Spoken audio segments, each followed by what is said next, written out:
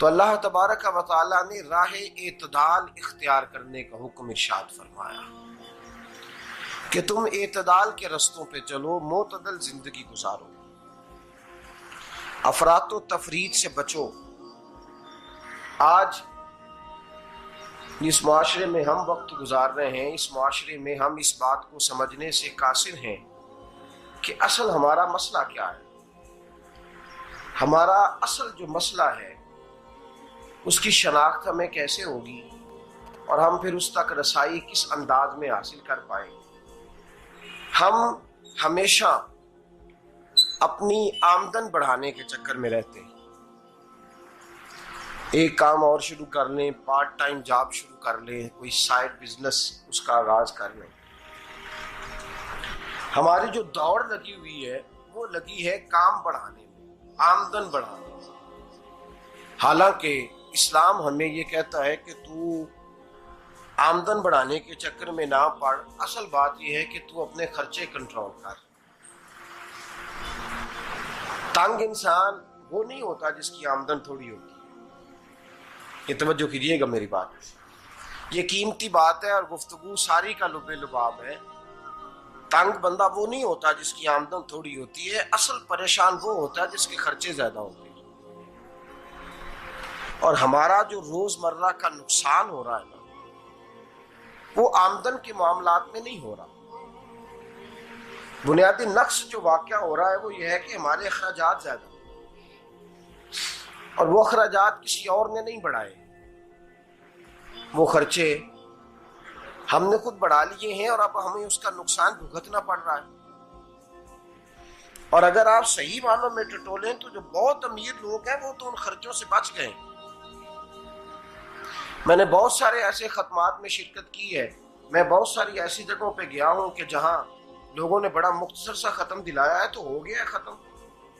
खत्म के मामले में कब किसी ने पाबंदी लगाई है कि उसमें 200 आदमी शरीक होगा तो तब ये साले सवाब सही हो सकेगा? कौन कहता है? या शादी के मौके पर अगर सारे बहन भाइयों को न बुलाया गया तो मेरी शादी पाया तकमील तक नहीं पहुंचेगी, इसमें बरकत नहीं होगी, ये किसने फतवा दिया है? मोतदल जिंदगी का इस्लाम हुक्म देता है।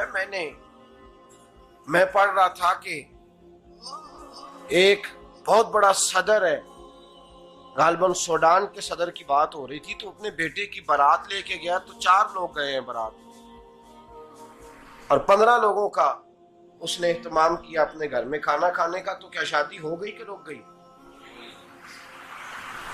तो भाई राग अलापना इस बात का कि बड़ी परेशानी है, कोई साइड बिजनेस शुरू किया जाए फलान जगह फलान जगह फलान जगह, तो असल मामला ये है कि पहले एक बंदा कमाता है तो फिर भी घर ही चलता है, फिर बड़ा बेटा साथ शामिल होता है तो फिर भी घर ही चलता है, फिर मंझला बेटा शामिल होता है तो फिर भी घर ही चलता है। जो रोना दादाजी रोया करते थे कि बड़ी मुसीबत है, बड़ी मुश्किल है, गाँव में रह अकेले होते थे और वो 5 बच्चों को और 4 बच्चियों को वो पालते थे, तो जो वहां परेशानी थी वही आज परेशानी शहर में आकर पढ़ लिख कर मोटी तनख्वाह लेकर वही परेशानी हमें है। तो मैं जिस नतीजे पे पहुंचा हूं इसको पढ़ के, कुरान मजीद की चंद आयात को देखकर और इस मफहूम की जो हदीसें कुतुब हदीस में पाई जाती हैं और हमारे बुजुर्गों ने हमें जो मिजाज इस हवाले से दिया है, मैं इस नतीजे पे पहुंचा हूं कि मसला आमदन का नहीं, मसला खर्चे का है।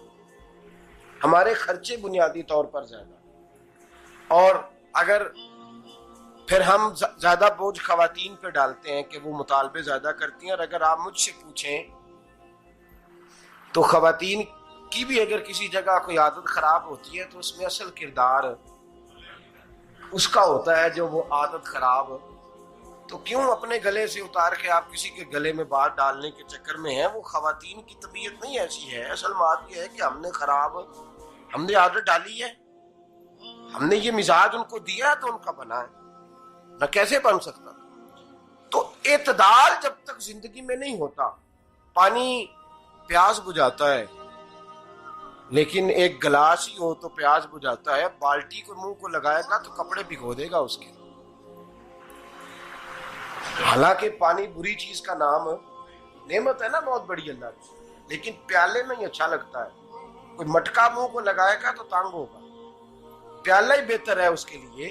तो मेरे दोस्त, मटके से भी बाज़-औक़ात काम चल जाता है, लेकिन अगर कोई कहे नहीं मुझे दरिया ही चाहिए, तो उसका तो घर बह जाएगा, सारा घर बह जाएगा उसका। हमें दरिया काबू करने का मूड बनाया हुआ है, तो इससे घर बहा करते हैं, इससे घर बना नहीं करते।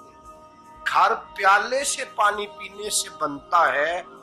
अगर तू दरिया पे कब्जा करने का मूड बनाएगा तो घर बनेगा नहीं, घर बह जाएगा।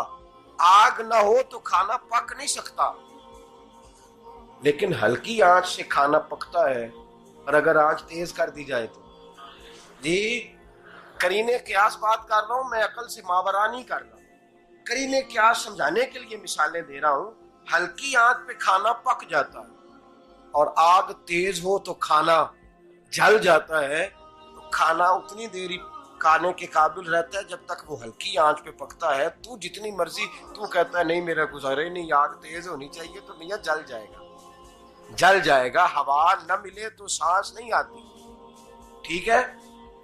ऑक्सीजन ना हो तो सांस है, हवा ना चले तो गुजारा नहीं होता। लेकिन अगर तेज जले ना, अगर तेज जले तो तेज चले तो आंधी और तूफान बन जाए तो छतें गिरा देती है, जाने ले लेती है। हम हैं तूफान के चक्कर में, हम हैं दरिया के चक्कर में, हम हैं बड़े नाव के चक्कर में। तो मियां हल्की आंच ही अच्छी है, याद रख।